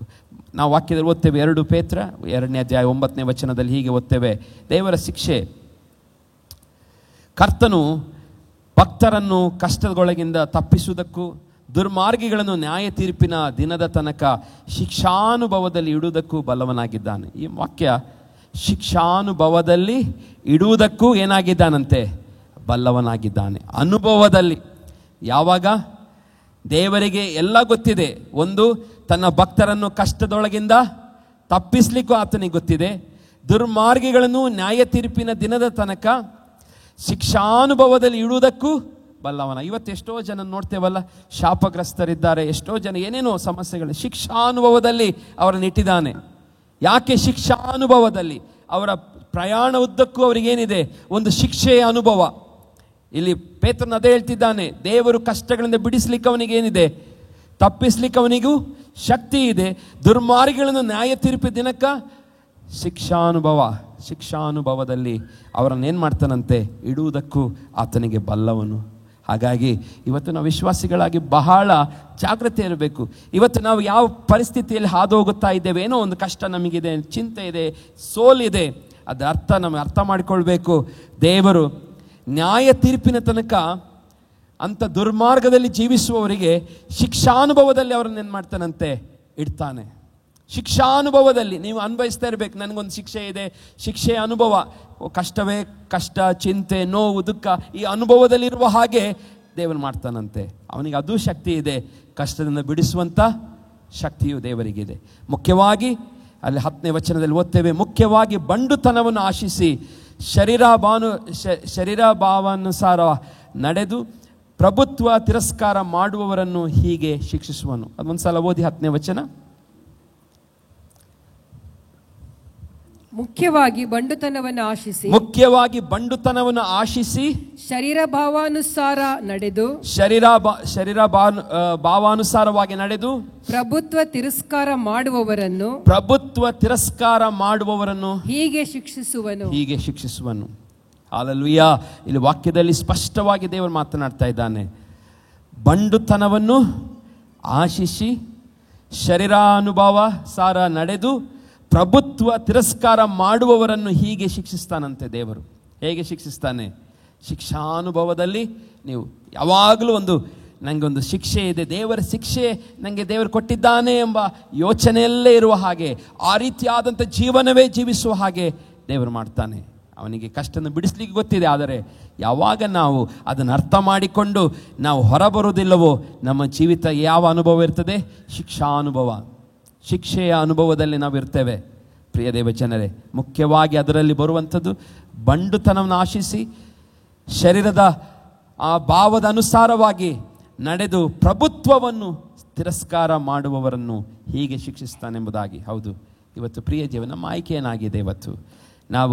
ಇವತ್ತು ನಮ್ಮ ಜೀವಿತದಲ್ಲಿ ಲೋಟನ ಜೀವಿತದಲ್ಲಿ ಮಾಡಿದಂಥ ತಪ್ಪಾದ ನಿರ್ಧಾರಗಳನ್ನು ನಾವು ಇವತ್ತೇನು ಮಾಡಬಾರ್ದು? ವಿಶ್ವಾಸಿಗಳಾಗಿ ಲೋಟನ ಜೀವಿತದ ಥರ ನಾವು ಜೀವಿಸಬಾರದು. ನಮ್ಮ ಆಯ್ಕೆ, ನಮ್ಮ ನಿರ್ಧಾರ ಬಹಳ ಪ್ರಾಮುಖ್ಯವಾಗಿದೆ. ಹಲ್ಲೆಲೂಯಾ. ಜಾರ್ಜ್ ಮುಲ್ಲರ್ ಎಂಬ ಒಬ್ಬ ವ್ಯಕ್ತಿ, ದೇವ ಸೇವಕರು ಹೀಗೆ ಹೇಳ್ತಾರೆ, ದೇವರ ವಾಕ್ಯವು ನಮ್ಮ ಏಕೈಕ ಮಾನದಂಡ ಮತ್ತು ಪವಿತ್ರಾತ್ಮ ನಮ್ಮ ಏಕೈಕ ಶಿಕ್ಷಕ ಎಂಬುದಾಗಿ. The word of God is our only standard and the Holy Spirit our only teacher ಎಂಬುದಾಗಿ. ಇವತ್ತು ನಮಗೆ ಮಾರ್ಗದರ್ಶಕನಾಗಿ ಪರಿಶುದ್ಧಾತ್ಮನಿದ್ದಾನೆ. ಮಾನದಂಡಗಳನ್ನು ನಮಗೆ ದೇವರ ವಾಕ್ಯದ ಮುಖಾಂತರ ದೇವರು ನಮ್ಮ ಪ್ರತಿಯೊಬ್ಬರಿಗೂ ಕೊಟ್ಟಿದ್ದಾನೆ. ನಿಮ್ಮ ಕೈಗಳಲ್ಲಿದೆ. ನಾವು ಯಾವ ಸ್ಟ್ಯಾಂಡರ್ಡಲ್ಲಿ ಜೀವಿಸಬೇಕು, ಯಾವೆಲ್ಲ ಮಾನದಂಡಗಳು ನಾವು ಪಾಲಿಸಬೇಕು ಎಂಬುದಾಗಿ ವಾಕ್ಯಗಳು ಕೊಟ್ಟಿದ್ದಾನೆ. ಇವತ್ತು ಇದನ್ನು ಬಿಟ್ಟು ನಾವು ಯಾರು ಅದಕ್ಕೆ ಎಡಕ್ಕೂ ಬಲಕ್ಕೂ ತಿರುಗಿಕೊಂಡು ನಾವು ಅವಿಧೇಯರಾಗಿ ಜೀವಿಸುತ್ತೇವೋ ಅವರಿಗೆ ಹೇಳಿದ ಹಾಗೆ ಲೋಟನ ಜೀವಿತದಲ್ಲಿ ಆದಂಥ ರೀತಿಯಲ್ಲಿ ಅದು ಎಕ್ಸಾಂಪಲ್ ಎಂಬುದಾಗಿ ಪೇತ್ರನು ಹೇಳ್ತಾನೆ. ಸೋದೋಮ್ ಗೋಮರಕ್ಕಾಗಿರುವಂಥ ಗತಿ ಏನು? ಅದೊಂದು ಎಕ್ಸಾಂಪಲ್. ಲೋಟನ ಜೀವಿತದಲ್ಲಿ ಆಗಿರುವಂಥದ್ದೇನು? ನಮ್ಮ ಜೀವಿತಕ್ಕೊಂದು ಎಕ್ಸಾಂಪಲ್. ಹಾಗಾಗಿ ಇವತ್ತು ಅದೊಂದು ಉದಾಹರಣೆಯಾಗಿ ದೇವರು ನಮಗೆ ಅಂದೇ ಈ ರೀತಿಯಾಗಿ ನಡೆದುಕೊಂಡರೆ, ಈ ರೀತಿಯಾಗಿ ಮಾಡಿದರೆ ಈ ರೀತಿಯಾದ ಪರಿಸ್ಥಿತಿಗಳು ಬರುತ್ತದೆ ಎಂಬುದಾಗಿ ತಿಳಿಯಪಡಿಸಿಟ್ಟಿದ್ದಾನೆ. ಇವತ್ತು ನಾವು ಜಾಗೃತಿಯಾಗಿರೋಣ. ನಮ್ಮ ಆಯ್ಕೆ ಮತ್ತು ನಿರ್ಧಾರ ಬಹಳ ಪ್ರಾಮುಖ್ಯ. ಅದನ್ನು ನಾವು ಮಾಡಿಕೊಳ್ಳಬೇಕಾದದ್ದು ದೇವರ ವಾಕ್ಯ ನಮ್ಮ ಮಾನದಂಡವಾಗಿರಬೇಕು. ಹಲ್ಲೆಲೂಯಾ. ನಮ್ಮ ಏನಾಗಿರಬೇಕು? ಸ್ಟ್ಯಾಂಡರ್ಡ್ಸ್ ಆಗಿರಬೇಕು. ಪವಿತ್ರಾತ್ಮ ನಮ್ಮ ಏಕೈಕ ಶಿಕ್ಷಕ. ಅಂದರೆ ಪವಿತ್ರಾತ್ಮನ ಆತುಕೊಂಡು ನಾವೇನು ಮಾಡಬೇಕು? ಪ್ರತಿದಿನ ಜೀವಿಸಬೇಕು. D.L. ಮೂಡಿ ಅವರು ದೊಡ್ಡ ಸೇವಕರು, ಬಹಳ ಪುಸ್ತಕಗಳನ್ನು ಬರೆದಿದ್ದಾರೆ. ಮಿಷನರಿ ಆಗಿ ಬೇರೆ ಬೇರೆ ದೇಶಗಳಲ್ಲಿ ಅವರು ಪ್ರಯಾಣ ಮಾಡಿ ಎಷ್ಟೋ ಸಾವಿರಾರು ಜನರನ್ನು ದೇವರ ಬಳಿಗೆ ನಡೆಸಿದಂಥ ಒಬ್ಬ ಸೇವಕರು ಹೀಗೆ ಹೇಳ್ತಾರೆ, the work of the holy spirit is to impart life, to implant hope, to give liberty, to testify Christ, to guide us into all truth, to teach us all things, to comfort the believer and to convict the world of sin ಎಂಬುದಾಗಿ. ಆತ್ಮನ ಕೆಲಸವೇನೆಂದರೆ ಜೀವವನ್ನು ನೀಡುವುದು, ಭರವಸೆಯನ್ನು ಹುಟ್ಟಿಸುವುದು, ಸ್ವತಂತ್ರವನ್ನು ನೀಡುವುದು, ಕ್ರಿಸ್ತನ ಬಗ್ಗೆ ಸಾಕ್ಷಿ ಹೇಳುವುದು, ನಮಗೆ ಎಲ್ಲ ಸತ್ಯಗಳಿಗೆ ಮಾರ್ಗದರ್ಶನ ನೀಡುವುದು, ನಮಗೆ ಎಲ್ಲ ವಿಷಯಗಳನ್ನು ಕಲಿಸುವುದು, ನಂಬಿಕೆಯುಳ್ಳವರಿಗೆ ಸಾಂತ್ವನ ನೀಡುವುದು ಮತ್ತು ಜಗತ್ತನ್ನು ಪಾಪದ ಅರಿವಿಗೆ ನಡೆಸುವಂಥದ್ದು. ಈ ಇಬ್ಬರಲ್ಲಿಯೂ ನಾವು ಕೇಳಿದಂಥ ಒಂದು ಸಂಗತಿ ಅದು ಪವಿತ್ರಾತ್ಮನ ಕೆಲಸದ ಬಗ್ಗೆ ಅವರು ಮಾತನಾಡಿದ್ದಾರೆ. ಏನು? ಪವಿತ್ರಾತ್ಮ. ಇವತ್ತು ನಮ್ಮ ಆಯ್ಕೆ ಏನಾಗಬೇಕು? ಮೊದಲನೇದಾಗಿ ಕ್ರಿಸ್ತನಾಗಬೇಕು. ವೆನ್ ವಿ ಫಾಲೋ ಕ್ರೈಸ್ಟ್, ನಾವು ನಿಜವಾಗಿ ಕ್ರಿಸ್ತನನ್ನು ಹಿಂಬಾಲಿಸುವಾಗ ನಮ್ಮ ತೀರ್ಮಾನಗಳಲ್ಲಿ ನಾವು ಏನಾಗುವುದಿಲ್ಲ, ಎಡುವುದಿಲ್ಲ. ನಾವು ಕ್ರಿಸ್ತನನ್ನು ಹಿಂಬಾಲಿಸುವಾಗ ನಮ್ಮ ಜೀವಿತದಲ್ಲಿ ನಾವು ತೀರ್ಮಾನಗಳಲ್ಲಿ ಎಡುವುದಿಲ್ಲ. ಆದಿ ಸಭೆ ಹೇಗಿತ್ತು? ಅವರ ಒಂದು ನಿರ್ಧಾರವಾಗಿತ್ತು, ನಾವಿವತ್ತು ಏನು ಮಾಡಬೇಕು? ಅಲ್ಲಿ ಮೇಲಂತಸ್ತಿನ ಒಂದು ಕಟ್ಟಡಕ್ಕೆ ಹೋಗಬೇಕು. ದೇವರು ಯೇಸು ಸ್ವಾಮಿ ನಮಗೆ ಹೇಳಿ ಹೋಗಿದ್ದಾನೆ, ಒಬ್ಬ ಸಹಾಯಕನ ಕಳಿಸಿಕೊಡ್ತಾ ಇದ್ದೇನೆ, ನಾನು ಆ ಸಹಾಯಕನನ್ನು ಕೇಳಿಕೊಳ್ಳಬೇಕೆಂಬುದಾಗಿ 120 ಜನ ನಿರ್ಧಾರ ಮಾಡಿ ಆ ಸ್ಥಳಕ್ಕೆ ಹೋಗುತ್ತಾರೆ, ಪ್ರಾರ್ಥನೆ ಮಾಡುತ್ತಾರೆ. ಅಲ್ಲಿ ವಾಕ್ಯದಲ್ಲಿ ಓದುತ್ತೇವೆ, ಅಪೊಸ್ತಲರ ಕೃತ್ಯಗಳು 2ನೇ ಅಧ್ಯಾಯ 4ನೇ ವಚನದಲ್ಲಿ ಅವರೆಲ್ಲರೂ ಪವಿತ್ರಾತ್ಮ ಭರಿತರಾದರು ಎಂಬುದಾಗಿ. ಹಲ್ಲೆಲೂಯಾ. ಪವಿತ್ರಾತ್ಮ ಭರಿತರಾದರು. ಅವರ ಆಯ್ಕೆ ಏನಾಗಿತ್ತು? They wanted to fill with the holy ghost. ದೇವರ ಆತ್ಮನಿಂದ ಪಡಬೇಕೆಂಬ ಒಂದು ಆಯ್ಕೆ ಅವರದಾಗಿತ್ತು. ಅವರು ಹೋಗ್ತಾರೆ, ಎಲ್ಲರೂ ಒಂದು ಮನಸ್ಸಿನಿಂದ ಹೋಗ್ತಾರೆ. 120 ಜನ ಒಂದು ಎತ್ತರದ ಹಲ್ಲೆಲೂಯಾ ಕಟ್ಟಡದ ಸ್ಥಳಕ್ಕೆ ಹೋಗುತ್ತಾರೆ. ಅಲ್ಲಿ ಪ್ರಾರ್ಥನೆ ಮಾಡ್ತಾರೆ, ದೇವರ ಸನ್ನಿಧಿಯಲ್ಲಿ ಕೇಳ್ತಾರೆ, ನೀನು ನಮಗೆ ವಾಗ್ದಾನ ಮಾಡಿದ್ಯಲ್ಲ, ಆ ವಾಗ್ದಾನವನ್ನು ನಮಗೆ ಕೊಡು ಎಂಬುದಾಗಿ ಪ್ರಾರ್ಥನೆ ಮಾಡುವಂಥ ಸಮಯದಲ್ಲಿ ಅವರು ಏನಾಗ್ತಾರೆ?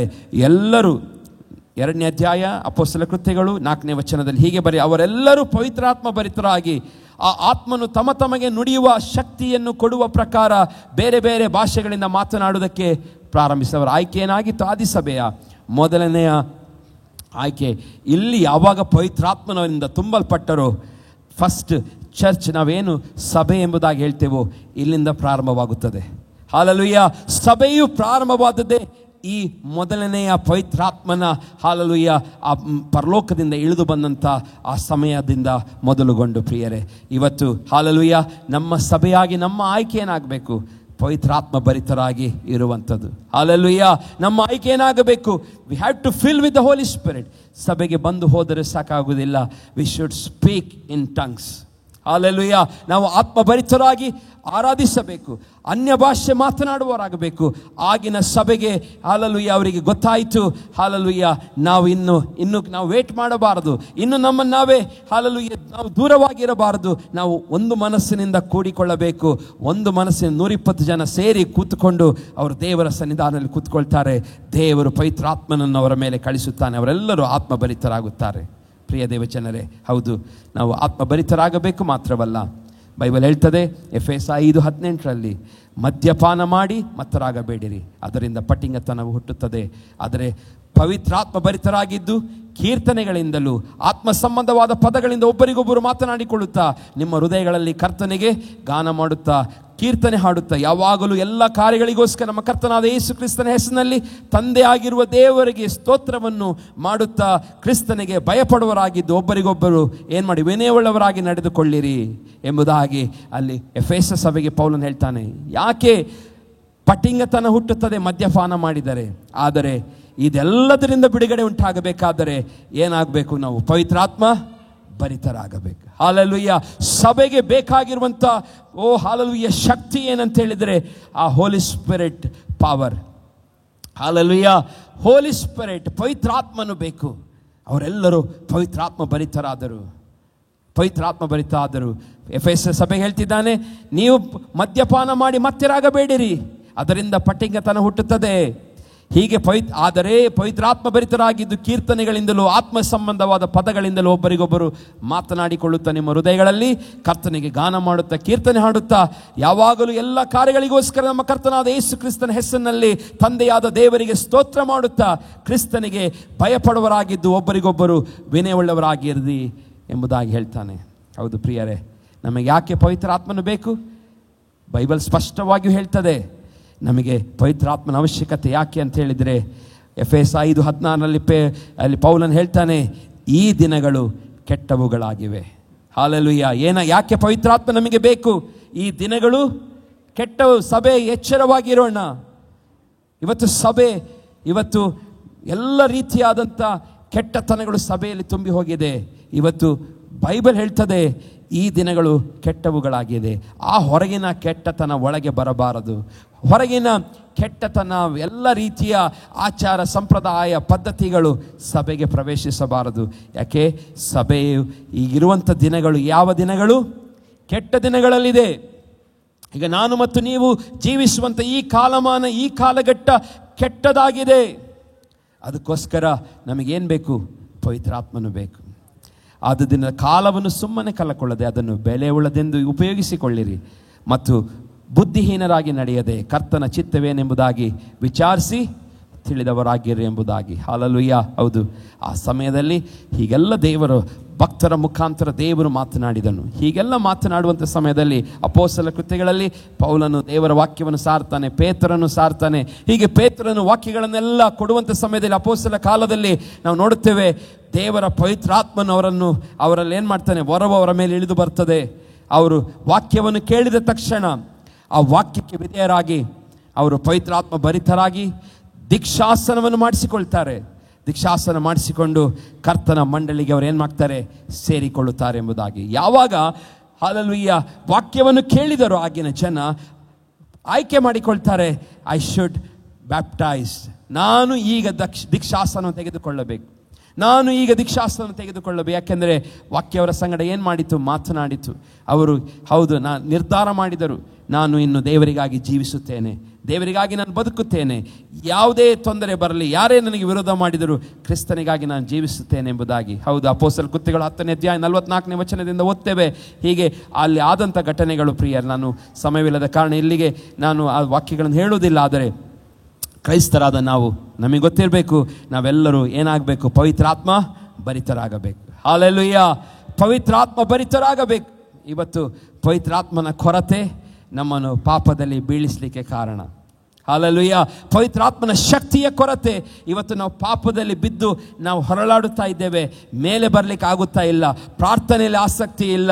ನಮ್ಮ ಜೀವಿತದಲ್ಲಿ ದೇವರಿಗೆ ಸಲ್ಲಬೇಕಾದ ಗೌರವವನ್ನು ಸಲ್ಲಿಸುತ್ತಾ ಇಲ್ಲ. ನಾವು ಸರಿಯಾದ ಸಮಯಕ್ಕೆ ಬರುವುದಿಲ್ಲ. ನಾನು CC ಕ್ಯಾಮ್ರಾದಲ್ಲಿ ಕುಳಿತು ನೋಡುತ್ತಾ ಇದ್ದೆ, 11:20ಕ್ಕೂ ಜನ ಬರ್ತಾ ಇದ್ದಾರೆ ಒಳಗೆ. ಯಾಕೆ? ದೇವರ ಮೇಲೆ ಪ್ರೀತಿಯ ಕೊರತೆ. ದೇವರನ್ನು ನಾವು ಪ್ರೀತಿಸುವಂಥ ರೀತಿಯಲ್ಲಿ ನಾವು ಪ್ರೀತಿಸಬೇಕು. ದೇವರು ನಮಗೆ ಎಲ್ಲ ಸರ್ವವನ್ನು ಕೊಟ್ಟಿದ್ದಾನೆ, ಪ್ರಾಣವನ್ನೇ ತ್ಯಾಗ ಮಾಡಿದ್ದಾನೆ. ಎಲ್ಲವನ್ನು ಮಾಡಿದ್ದ ಮೇಲೆ ನಾವು ಇವತ್ತು ಎಷ್ಟು ನಮ್ಮ ದೇವರನ್ನು ನಾವು ಪ್ರೀತಿಸ್ತಾ ಇದ್ದೇವೆ ಪ್ರಿಯರೇ? ಎಷ್ಟು ನಾವು ಆತನಿಗೆ ನಾವು ಪ್ರೀತಿಯನ್ನು ತೋರಿಸ್ತಾ ಇದ್ದೇವೆ? ಹೌದು ಪ್ರಿಯರೇ, ಕ್ರೈಸ್ತರಾದ ನಾವು ಪವಿತ್ರಾತ್ಮ ಭರಿತರಾಗಬೇಕು. ಇದು ನಮ್ಮ ಆಯ್ಕೆ ಆಗಬೇಕು. ಮೊದಲನೇ ಆಯ್ಕೆ, ಕ್ರಿಸ್ತನನ್ನು ಸ್ವಂತ ರಕ್ಷಕನಾಗಿ ಅಂಗೀಕರಿಸಬೇಕು. ಎರಡನೇದಾಗಿ, ಪವಿತ್ರಾತ್ಮನನ್ನು ನಾವು ಪವಿತ್ರಾತ್ಮನಿಂದ ಭರಿತರಾಗಬೇಕು, ತುಂಬಲ್ಪಡಬೇಕು. ಇವತ್ತು life cannot be sustained if held on to ಎಂಬುದಾಗಿ, ಅಂದರೆ ಹಿಡಿದಿಟ್ಟುಕೊಂಡರೆ ಜೀವನ ಉಳಿಸಿಕೊಳ್ಳಲು ಸಾಧ್ಯವಿಲ್ಲ ಎಂಬುದಾಗಿ. ನಾವು ನಾವೇ ಈಗ ನಾ ಹೇಳುವಂಥ ದೀಕ್ಷಾಸನ, ಪವಿತ್ರಾತ್ಮನ ಆ ಅಭಿಷೇಕ, ಆ ಭರಿತರಾಗುವಂಥ ಬಗ್ಗೆ ನಾನು ಹೇಳ್ತಿದ್ದೇನೆ. ಯೇಸು ಸ್ವಾಮಿಯನ್ನು ಸ್ವೀಕಾರ ಮಾಡುವಂಥ ಬಗ್ಗೆ ನೀವು ಒಂದು ವೇಳೆ ಹಿಡಿದುಕೊಂಡು ಇಟ್ಕೊಂಡ್ರೆ, ಹೇಳುವುದನ್ನು ನೀವು ತಿರಸ್ಕಾರ ಮಾಡಿದರೆ ಅದರಿಂದ ನೀವು ಉಳಿಯುವುದಿಲ್ಲ. ಅಂದರೆ ನಿಮ್ಮ ಜೀವಿತದಲ್ಲಿ ನೀವೇನು ಕಾಣುವುದಿಲ್ಲ? ಸಕ್ಸಸ್ಸನ್ನು ಕಾಣುವುದಿಲ್ಲ. ಕ್ರಿಸ್ತನು ನಮಗೆ ನಿತ್ಯ ಜೀವನ ಕೊಟ್ಟಿದ್ದಾನೆ. ಈ ಲೋಕದಲ್ಲಿ ಯಾರು ಕೊಡಲಿಲ್ಲ. ಯಾವ ಧರ್ಮವೂ ಸಹ ಸ್ವರ್ಗಕ್ಕೆ ಕರ್ಕೊಂಡು ಹೋಗ್ತೇನೆ ಎಂಬುದಾಗಿ ಹೇಳೋದಿಲ್ಲ. ನಿಮಗೆ ಇನ್ನೊಂದು ಪುನರ್ಜನ್ಮವಿದೆ. ಒಂದು ಧರ್ಮ ಹೇಳ್ತದೆ ನಿಮಗೆ ನೀವು ಸತ್ತ ನಂತರ ಇನ್ನೊಂದು ಜನ್ಮವಿದೆ. ನಿಮಗೆ ಸ್ವರ್ಗ ಇಲ್ಲ. ಇನ್ನು ಯಾವುದೋ ಪ್ರಾಣಿಯೋ ಏನೋ ಆಗಿ ನೀವು ಅಷ್ಟು ಒಳ್ಳೆಯವರಾಗಿ ಬದುಕಿದರೆ ಮಾತ್ರ ನಿಮಗೇನಿದೆ? ಸ್ವರ್ಗ ಎಂಬುದಾಗಿ. ಆದರೆ ಇಸ್ಲಾಂ ಧರ್ಮದಲ್ಲಿ ನೋಡಿದರೆ ನೀವು ಫಸ್ಟ್ ಸತ್ತ ತಕ್ಷಣ ಎಲ್ಲಿ ಹೋಗ್ತೀರಿ? ನೀವು ನರಕಕ್ಕೆ. ಅವರ ಕುರಾನ್ ಹಾಗೆ ಹೇಳುವುದಂಥದ್ದೇ ಹಾಗೆ. ಯಾರೊಬ್ಬರು ಫಸ್ಟು ಸ್ವರ್ಗಕ್ಕೂ. ಆದರೆ ನೀವು ಯೇಸು ಸ್ವಾಮಿ ಹಿಂಬಾಲಿಸ್ತಿದ್ದೀರಾ, ನಿಮಗೆ ಸ್ವರ್ಗವಿದೆ. Hallelujah, hallelujah. ಯೇಸುವನ್ನು ಹಿಂಬಾಲಿಸುವವರಿಗೆ ಮಾತ್ರ. ಅದಕ್ಕೆ ಯೇಸು ಸ್ವಾಮಿ ಹೇಳ್ತಾನೆ, ನಾನೇ ಮಾರ್ಗವು, ನಾನೇ ಸತ್ಯವು, ನಾನೇ ಜೀವು, ನಾನಲ್ಲದೆ ಬೇರೆ ಪರಲೋಕಕ್ಕೆ ಮಾರ್ಗವಿಲ್ಲ ಎಂಬುದಾಗಿ. ಹಾಲೆಲೂಯಾ. ಪ್ರಿಯ ದೇವಜನರೇ, ಯೇಸು ಹಿಡಿದಿಟ್ಟುಕೊಳ್ಳಿರಿ, ನಿಮ್ಮ ಲೈಫಲ್ಲಿ ಬಿಡಬೇಡಿರಿ. ಹಾಲೆಲೂಯಾ. 2 ರೀತಿಯ ಸ್ವಾಭಾವಿಕ ಉದಾಹರಣೆಗಳನ್ನು ಕೊಡಬಹುದು. ನಾವು ಹಿಡಿದಿಟ್ಟುಕೊಳ್ಳುವಂಥ ಬಗ್ಗೆ ನಾನು ಇವತ್ತು ಮಾತನಾಡುವುದಿಲ್ಲ. ಆದರೆ ಪ್ರಿಯ ದೇವ, ಒಂದು ಸಣ್ಣ ಕಥೆ ನೀವು ಕೇಳಿದ್ದೀರಿ. I have decided to follow Jesus ಎಂಬುದಾಗಿ. 19ನೇ ಶತಮಾನದಲ್ಲಿ ನಮ್ಮ ಭಾರತ ದೇಶದಲ್ಲಿ ನೋಕ್ಸೆಂಗ್ ಎಂಬ ಒಬ್ಬ ವ್ಯಕ್ತಿ, ಗಾರೋ ಬುಡಕಟ್ಟು ಎಂಬ ಒಂದು ಸೇರಿದಂಥ ಒಬ್ಬ ವ್ಯಕ್ತಿ ನಾರ್ತ್ ಈಸ್ಟ್ನಲ್ಲಿ. ಹಾಲೆಲೂಯಾ. ಅವನಿಗೆ 2 ಮಕ್ಕಳಿರ್ತಾರೆ. ಅವನು ಅಮೆರಿಕನ್ ಮಿಷನರೀಸ್ನವರು ಅವಾಗ ಆ ಪ್ರದೇಶಗಳಲ್ಲಿ ವಾಕ್ಯವನ್ನು ಸಾರುವಾಗ ವಾಕ್ಯವನ್ನು ಜೀವಿತದಲ್ಲಿ ಕಾರ್ಯ ಮಾಡಿದ ತಕ್ಷಣ ಅವನು ಏನು ಮಾಡ್ತಾನೆ? ಯೇಸುವನ್ನು ಸ್ವೀಕರಿಸ್ತಾನೆ. ಯೇಸುವಿಗಾಗಿ ಅವನು ಯೇಸುವನ್ನು ಸ್ವೀಕರಿಸಿದ ನಂತರ ಅವನ ಹೆಂಡತಿ, ಅವನ ಮಕ್ಕಳು ಎಲ್ಲರೂ ಸ್ವೀಕರಿಸಿದ ನಂತರ ಈ ವಿಷಯ ಏನಾಗ್ತದೆ? ಆ ಬುಡಕಟ್ಟು ಜನಾಂಗದ ನಾಯಕನಿಗೆ ಆ ವಿಷಯ ಗೊತ್ತಾಗ್ತದೆ. ಈ ಗೊತ್ತಾದ ತಕ್ಷಣ ಅವರೇನು ಮಾಡ್ತಾರೆ? ಇವನನ್ನು ಹೇಗಾದರೂ ಮಾಡಿ ಇವನು ಹಾಗೆ ವಿಚಾರಿಸಿ ನೋಡೋಣ ಎಂಬುದಾಗಿ ವಿಚಾರಿಸ್ತಾರೆ. ನೀನು ಯಾಕೆ ನಾವು ಪೂಜಿಸುವಂಥ ಎಲ್ಲ ಸಂಗತಿಗಳನ್ನು ಬಿಟ್ಟು ಆ ಹೊಸ ಒಂದು ಧರ್ಮವನ್ನು ಸ್ವೀಕರಿಸಿದ್ದಿ? ನೀನು ಆ ಧರ್ಮವನ್ನು ಸ್ವೀಕರಿಸಿದ ನಿನ್ನನ್ನು ಸಾಯಿಸ್ತೇವೆ, ನಿನ್ನನ್ನು ಕೊಲೆ ಮಾಡುತ್ತೇವೆ, ನಿನ್ನ ಕುಟುಂಬವನ್ನು ಕೊಲೆ ಮಾಡ್ತೇವೆ ಎಂಬುದಾಗಿ ಬೆದರಿಕೆ ಹಾಕ್ತಾರೆ. ಆ ಯಾವ ಬೆದರಿಕೆಗೆ ಅವನು ಏನು ಮಾಡೋದಿಲ್ಲ, ಅಂಜುವುದಿಲ್ಲ. ಅವನು ಹೇಳ್ತಾನೆ, ನೀವು ಏನೇ ಮಾಡಿದರು ಒಂದು ದಿವಸ ಬರ್ತದೆ, ಒಂದು ದಿವಸ ಇಡೀ ಬುಡಕಟ್ಟು ಜನಾಂಗದ ಎಲ್ಲ ಜನರು ಒಟ್ಟಾಗಿ ಸೇರ್ತಾರೆ. ಒಂದು ಪಂಚಾಯಿತಿಯ ಒಂದು ಕಟ್ಟೆಯಲ್ಲಿ ದೊಡ್ಡ ಆ ಊರಿನ ನಾಯಕ, ಆ ಪ್ರದೇಶದ ನಾಯಕವನು ನಿಲ್ತಾನೆ. ಅವನು ಹೇಳ್ತಾನೆ, ಇನ್ನೊಂದು ಸಾರಿ ನಾನು ಕೇಳ್ತಾ ಇದ್ದೇನೆ, ನಿನಗೆ ಯೇಸು ಬೇಕಾ, ನಾವು ಬೇಕಾ ಎಂಬುದಾಗಿ, ಅಥವಾ ನಮ್ಮ ಧರ್ಮ ಬೇಕಾ ಎಂಬುದಾಗಿ. ಅವನು ಹೇಳ್ತಾನೆ, I have decided to follow Jesus ಎಂಬುದಾಗಿ. Hallelujah. I have decided to follow Jesus. No turning back, no turning back. ಯೇಸುವಿನ ಹಿಂದೆ ಹೋಗುವ, ಹಿಂದೆ ಹಿನ್ನೋಡೇನ ಎಂಬುದಾಗಿ. ಹಾಲೆಲೂಯಾ. ಪ್ರಿಯ ದೇವಜನರೇ, ಇವತ್ತು ನಮಗೆ ಒಂದು ಭಾರ ಬೇಕು. ಅವನ ಎದುರಿಗೆ ಅವನ 2 ಮಕ್ಕಳನ್ನು ಸಾಯಿಸ್ತಾರೆ. ಅವರ 2 ಮಕ್ಕಳನ್ನು ಸಾಯಿಸ್ತಾರೆ. ಆದರೂ ಅವನು ಹೇಳ್ತಾನೆ, ಈ ಲೋಕವೆನ್ನ ನಿಂದಿಸಿದಾಗ್ಯೂ ಯೇಸುವಲ್ಲೇ ಸಂತೋಷಿಸುವೆ ಎಂಬುದಾಗಿ. ಈ ಲೋಕವೆಲ್ಲ ನಮ್ಮನ್ನು ನಿಂದಿಸ್ಬೋದು, ಆದರೆ ಕ್ರಿಸ್ತನಲ್ಲೇ ನಾನು ಏನು ಮಾಡ್ತೇನೆ? ನಾನು ಸಂತೋಷಿಸುವೆ. ಹಾಗೆ ಹೇಳ್ತಾನೆ. ಆದರೂ ಅವರು ಇನ್ನೂ ಸಿಟ್ಟುಕೊಂಡು ಅವನ ಹೆಂಡತಿಯನ್ನು ಸಹ ಸಾಯಿಸ್ತಾರೆ. ಅವನು ಹೇಳ್ತಾನೆ, ಕಷ್ಟವು ಭಾಗ್ಯ, ನಷ್ಟವು ಲಾಭ, ಯೇಸು ಮಾತ್ರ ನನಗೆಲ್ಲ ಎಂಬುದಾಗಿ. ಹಾಲೆಲೂಯ.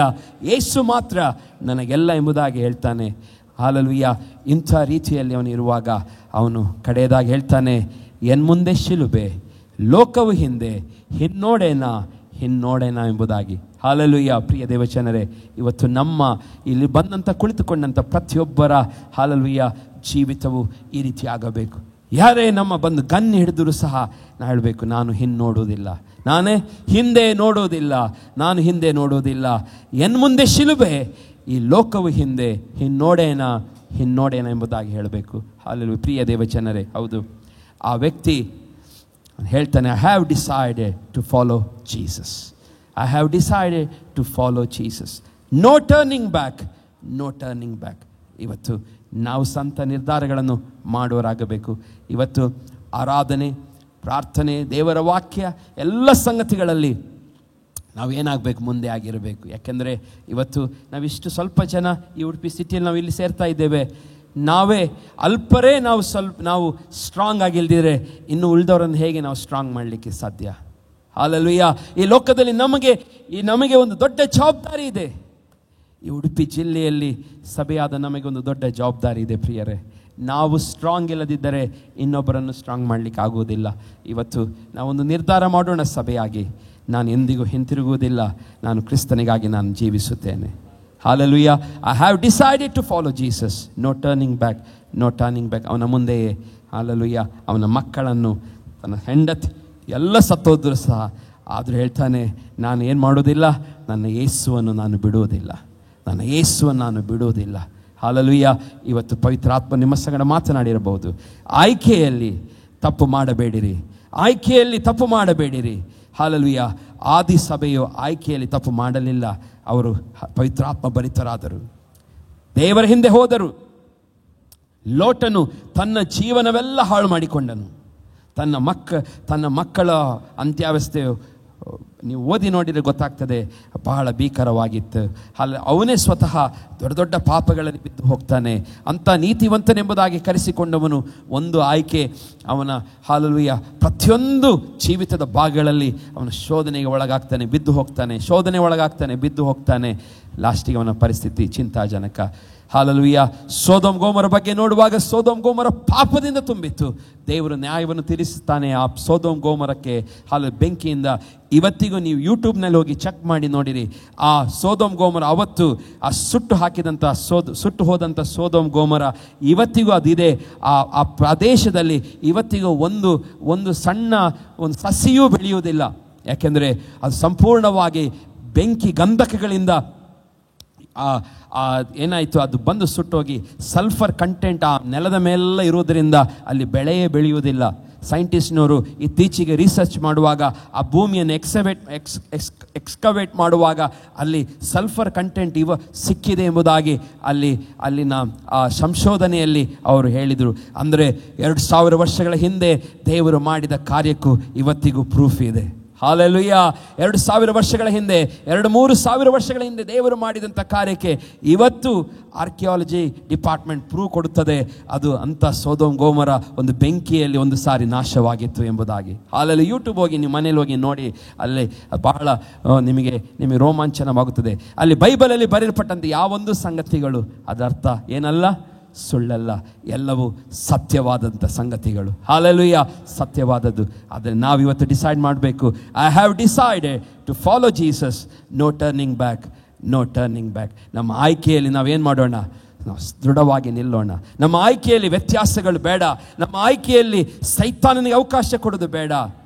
ನಮ್ಮ ಆಯ್ಕೆಯಲ್ಲಿ ಮೊದಲು ನಾವು ದೇವ ಯೇಸುವಿಗಾಗಿ, ಪವಿತ್ರಾತ್ಮನಿಗಾಗಿ, ದೇವರಿಗಾಗಿ, ದೇವರಾಜ್ಯಕ್ಕಾಗಿ. ಹಾಲೆಲೂಯ.